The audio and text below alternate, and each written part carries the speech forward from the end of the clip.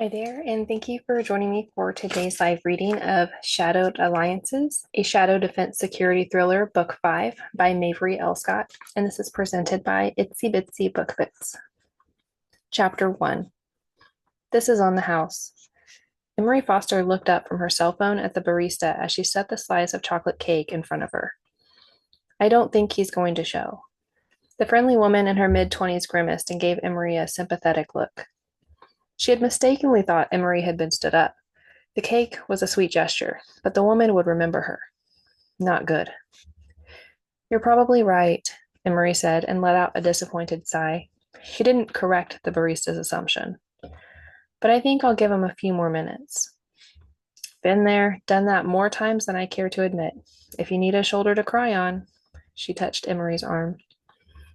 Thank you. I appreciate the chocolate therapy. Emery tilted her head toward the piece of pity cake. The barista smiled and returned to her spot behind the counter. 15 more minutes, and Emery would leave. Her timing needed to be perfect for her to slip past the three men across the street and enter the building facing the coffee house. She glanced once more at her cell phone. Still no word from Orlin. He should have returned her text message by now. She had arrived at the coffee house over an hour ago and had shot off a quick text message telling him to leave town. A guilty pang shot through her as Emery picked up the fork and took a bite of the cake. She shouldn't have agreed to let Orlin drive her to Ridgeton, Montana. If her former father-in-law-to-be discovered her friend Orlin helped her, the consequences would be ugly. She knew what Rudolfo Manetti was capable of. Hidden from view, Emery had watched the network security mogul finish a bottle of champagne as the body of the woman he'd drowned floated beside him in the hot tub. Emery looked through the coffeehouse's window at the men watching the building across the street. Rodolfo had sent Tomas. 6 months had passed since Emery Foster had last seen her former bodyguard. She knew Tomas would recognize her in an instant. The coffeehouse's door opened, letting in a blast of frigid air. Emery shivered and took a sip of her coffee. She ate the cake as she watched Tomas. He gave a subtle nod to a man in a black overcoat walking past him. A man in a matching overcoat stood at the opposite end of the block. The three men intended to box her in once they spotted her. Yesterday, Tomas would have looked out of place dressed in a light winter coat as he scrolled on his cell phone, his shoulder against the building across the street.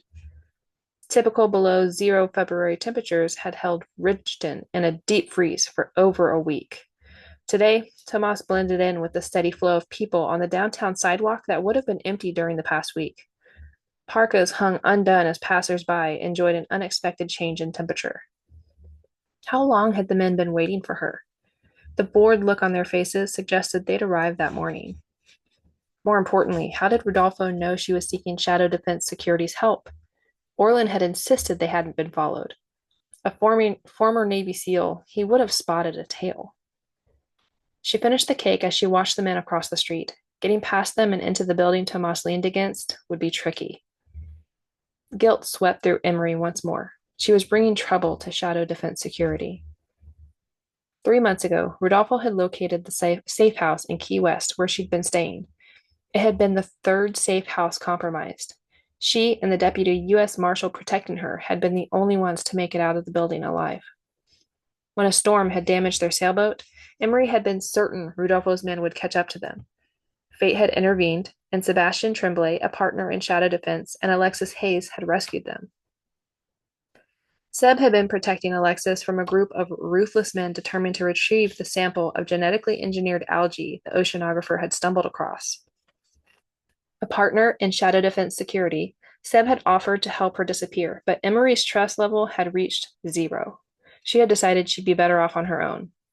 She had been wrong. Her thumbs tapped at the cell phone's keys, and she shot off another quick text message to Orlin. She wouldn't let her friend's kindness put him in danger. Manetti knows I'm here. Get out of town. The downtown offices and boutiques along the street would close soon. Emery couldn't wait any longer. Her plan to get into the building housing Shadow Defense Security's offices would either work or it wouldn't. She glanced at the back exit door at the beginning of the hallway that led to the restrooms. It didn't have a sign warning bells and whistles would go off when opened. Emery rose to her feet. She wove her way through the maze of small circular tables, tossed her empty to-go cup in a trash container, and then stopped in front of the brochure rack beside the entrance. Feigning interest, she scanned the handbills on the rack. If you're looking for a restaurant, I can guarantee the Thai place is excellent, the barista said, her voice competing with the high-pitched buzz of the espresso machine. My boyfriend owns the place. Thanks for the recommendation. Emery turned to her and grinned. I love Thai. Tell your server Jessica sent you, and they'll give you a 20% discount, she said as she handed a to-go cup to a man who looked like he needed a shot of caffeine. Thanks, I appreciate that. And the cake. Jessica's smile widened, and she nodded. Emery plucked the restaurant's handbill out of the rack. It would do for what she had in mind. A closer look at the exit door as she passed confirmed the staff had left it unarmed. The door likely doubled as an employee entrance and required a key to gain entry from the alley behind the building. Emery had worked under the table in a couple of coffee houses. Among the security precautions she took, insisting on working for cash was a rule she never bent. The restroom was empty, but Emery locked herself in one of the two stalls. She couldn't risk anyone asking what she was doing. A minute later, the handbill folded in her coat pocket, she left the restroom. Emery paused at the exit door and patted down her pockets as if she was searching for her car keys while she scanned the coffee house. No one paid her any attention. As she slipped out the exit door, she wedged the folded ad for the Thai restaurant into the door jamb. Slightly ajar, the lock wouldn't catch, and Emery could return to the coffee house using the back exit. It wasn't the first time she'd used that trick. Emery sauntered down the alley to the end of the block and suppressed the urge to hurry. It would attract attention she couldn't afford. The entrance to the women's clothing boutique on the corner was located off the main street. Manetti's men wouldn't see her. A string of cowbells clanged against the door, announcing Emery's presence. The woman behind the counter looked up. The place was empty. Not ideal. Another person who would remember her if asked. Can I help you? The woman asked as she approached her. I need to pick up a winter coat for my granny, Emery said. The woman's bright red sheath made Emery uncomfortably aware of her parka. Orlin had stopped at a thrift store on the way to Ridgeton from Florida. In another life, the washed-out blue would have been fashionable. Do you know your granny's size? The woman asked as she led Emery to a rack filled with coats. No, but I'm pretty good at guessing. Emery scanned the line of coats in dark hues. Perfect. She needed to blend in with the pedestrians walking along the downtown sidewalks. 30 minutes later, Emery stood in front of the coffeehouse's restroom mirror, examining her reflection with a critical eye. After a quick adjustment to the token scarf, she figured her plan would work. The nondescript coat buttoned over her parka made her look 3 times her size. Only the top of her nose and eyes peeked out between the hat and scarf in the same brown as the coat. Anyone over 90 would covet the floral skirt that hung under the coat. She couldn't do anything about her hiking boots, other than the hope Tomas and his men didn't notice them. Emery grabbed the shopping bag that now held her jeans, hunched over, and left the restroom. The barista was helping a customer and didn't notice her leaving the coffee house. The sidewalks filled with people as the workday ended. Emery's timing was perfect. She stayed close to the shadows shed by the buildings. The quick-paced people passing her screened her from the Rudolfo's men on the other side of the street. She joined a crowd crossing the intersection and kept to the middle. Heart hammering in her chest, Emery approached the building. Tomas's gaze traveled up and down the sidewalk. The 3 men's bored movements had transformed into intense concentration. They'd assumed she'd hide among the office workers. Emery kept the same plodding pace. When she reached the building's entrance, she placed each foot on the steps leading to the front door, as if it took great effort to climb the stairs. Let me help you with the door, ma'am. Tomas sprung past her and opened one of the heavy glass doors. Crap. Chivalry wasn't something she'd expected. A bead of sweat traced a line down her spine, and Emery shivered. She didn't know if her disguise would hold up to Tomas's scrutiny. People see what they want to see. The words uttered by the woman she called grandmother, who'd taken her in and saved her from a life on the streets, echoed in Emery's head. Tomas thought he was helping an elderly woman. Emery only had to play the part. Thank you, young man, she croaked, grateful the scarf muffled her voice, but still worried Tomas would recognize it. My pleasure, Tomas said as the door closed behind Emery. Here, let me take that for you.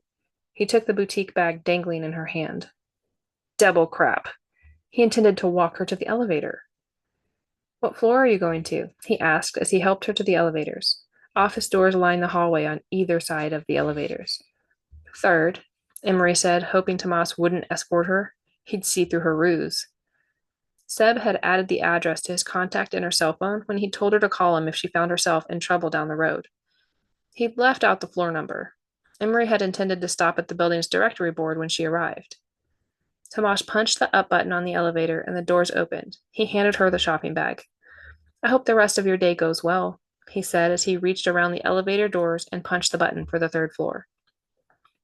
Thank you so much for your help, young man, Emery croaked as the door slid shut. You're welcome. He smiled and turned to leave the building. The elevator doors opened up to a carbon copy of the hallway on the main floor. Careful to keep in character, Emery shuffled into the hallway. Great. Now she'd need to check out each floor in the 5-story building. She slipped her cell phone out of her pocket. It was close to 5 o'clock. What if Seb wasn't in? The tension in her body increased. From the bits and pieces she'd overheard, Javier Escarra, the tech guru among the 5 partners, seemed to live at the office. Emery pictured the computer geek in his mid to late 30s, like his partners. She knew the type. Glued to a computer screen and liberated from the intense training routine of a SEAL team, firm muscles would have spilled over his jeans waistband. He'd probably sport oversized black glasses, a computer geek aesthetic, and a t-shirt with a witty slogan only another nerd would understand. Emery relaxed. He'd be there. The digital wizards, she knew, didn't have much of a social life offline. If everyone in the shadow defense offices had gone, she'd camp out in a restroom until morning. Can I help you? A tall, slender woman in her mid-40s stepped out of an office 2 doors further down the hallway. I'm looking for shadow defense security, Emery said, hoping she could direct her to the offices and save Emery from searching every floor. You're in the right place. I'm Nicolette, their administrative assistant. The woman smiled and pulled out keys from her handbag. Please, come in. She unlocked the door and stepped aside, motioning for Emery to enter as she called out, Javier! Emery walked into the reception area as the man sitting behind the desk turned away from the computer and toward the door. She assumed it was Javier as her breath caught in her throat. If he had glasses, he wasn't wearing them. As he stood, his jeans stretched tightly over powerful thighs. The black t-shirt defined every muscle across his 8-pack. No witty saying on the t-shirt.